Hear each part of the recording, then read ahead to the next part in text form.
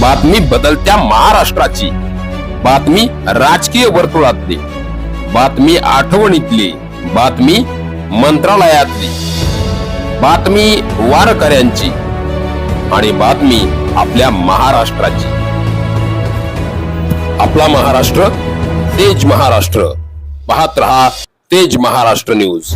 एकता संघर्ष संघटनेकडून हजारो घरकुल फसवणूक पीडितांचा कार्यकर्त्यांसह वाडा पोलीस स्टेशनवर जनआक्रोश मोर्चा. आदिवासी पीडित लोकांना 18 मे पर्यंत न्याय मिळणार. घरकुल फसवणूक प्रकरणी उबाटाचे पालघर जिल्हा प्रमुख ओमकार पाटील यांना ताब्यात घेणार पोलिसांचे एकता संघर्ष संघटनेला आश्वासन. पालघर जिल्ह्यातील 115 आदिवासी लोकांना घरकुल मिळवून देतो असे सांगून सन 2023 ते सन 2025 या सालामध्ये गरीब आदिवासी लोकांकडून प्रत्येकी 20,000 रुपयांप्रमाणे लाखो रुपये घेऊन कुठलेही घरकुल न देता आदिवासी लोकांची आर्थिक फसवणूक केल्याप्रकरणी एकता संघर्ष संघटनेच्या वतीने सर्व पुराव्यानिशी वाडा पोलीस स्टेशनवर हजारो पीडित आदिवासी बांधवांच्या कुटुंबियांसह जनआक्रोश मोर्चाचे आयोजन करण्यात आले होते. सदर मोर्चाची सुरुवात वाडा बस डेपोपासून करण्यात आली व वाडा पोलीस स्टेशनवर मोर्चा नेण्यात आला. सदर मोर्चामध्ये आदिवासी घरकुल आर्थिक फसवणूक प्रकरणी शिवसेना उद्धव बाळासाहेब ठाकरे पक्षाचे पालघर जिल्हा प्रमुख ओमकार पाटील यांना व त्यांच्या इतर साथीदारांना अटक करण्याची मागणी एकता संघर्ष संघटनेकडून करण्यात आली.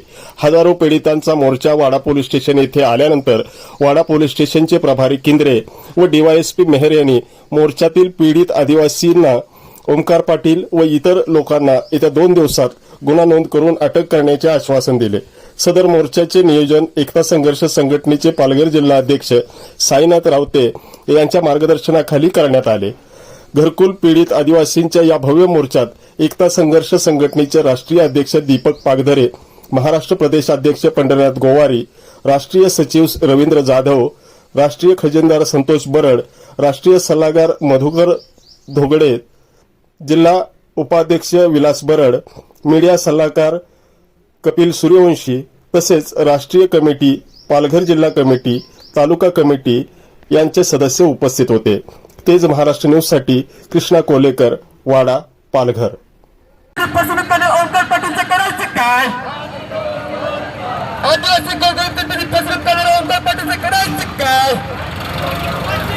आदिवासी गोरगरिबांची फसवणूक करणाऱ्या ओमकार पाटीलला अटक झालीच पाहिजे.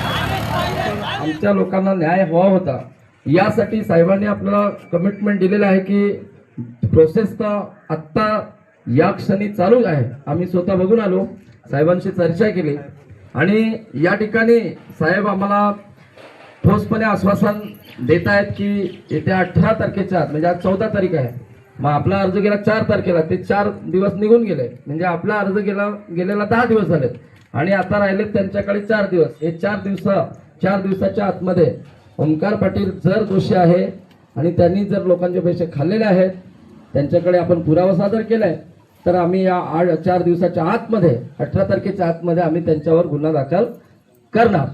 आणि साहेबांनी हेही सांगितलंय की जर 18 तारखेच्या आतमध्ये या 4 दिवसात गुन्हा दाखल झाला नाही तर याच्यापेक्षा तीव्र आंदोलन आम्ही एसपी ऑफिसला घेणार. दोषी आहेत ओमकार पाटील आणि इतर, या सर्वांवर योग्य ती कारवाई करणार आहोत. याची एक प्रायमरी इन्क्वायरी आहे, ती इन्क्वायरी आपण करतोय.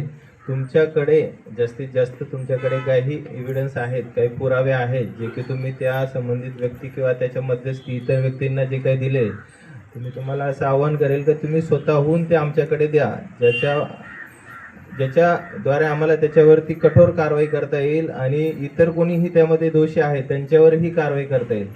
तर आम्ही ही प्रोसेस एकदम फास्ट करून आता 2-3 दिवसामध्ये त्याच्यावरती गुन्हा दाखल करण्याची प्रक्रिया करतोय. एसडीपीओ सरांनी आपल्याला सगळं व्यवस्थित सांगितलेलं आहे. आपल्या संघटनेचे बाकी कार्यकर्ते यांना या निमित्ताने जी चौकशी चालू आहे याच्यामध्ये गुन्हा दाखल होतोच आहे, त्याच्यामध्ये जे निष्पन्न होते त्यानुसार आम्ही कायदेशीर कारवाई करणार.